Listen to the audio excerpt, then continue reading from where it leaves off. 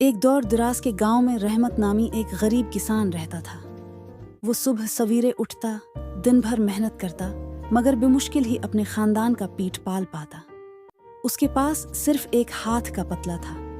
छोटा सा खेत था जहां वो गंदम और सब्जियां उगाता, लेकिन कम पैदावार की वजह से उसकी आमदनी बहुत कम थी। बताया कि जदीद तरीके से खेती बाड़ी करने से पैदावार बढ़ सकती है। रहमत ने उसकी बातों पर गौर किया और फैसला किया कि वो अपनी मेहनत को नए तरीकों से आजमा कर देखेगा। रहमत ने ज़मीन की बेहतर देखभाल की और खाद का सही इस्तेमाल सीखा। बेहतर बीज खरीदे जो ज़्यादा पैदावार देते थे। पानी के जदीद निज़ाम, ड्रॉप इरिगेशन अपनाया ताकि पानी ज़ाया ना हो। मौसम के मुताबिक फसलें उगाएं और सब्जियों की काश्त बढ़ाई। कुछ ही महीनों में उसकी मेहनत रंग लाने लगी। इसकी फसलें पहले से कहीं बेहतर हुईं और वो अपनी पैदावार को बाजार में अच्छे दामों बेचने लगा। रफ्ता रफ्ता उसने अपना खेत बढ़ाया, मवेशी पालना शुरू किए और फिर एक छोटी सी डेयरी फार्म बना ली।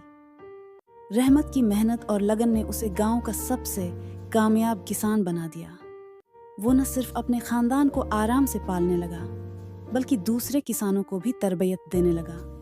कुछ सालों में उसने अपनी एक छोटी सी मंडी भी कायम कर ली, जहां वो दूसरे किसानों की पैदावार भी फरोख्त करता।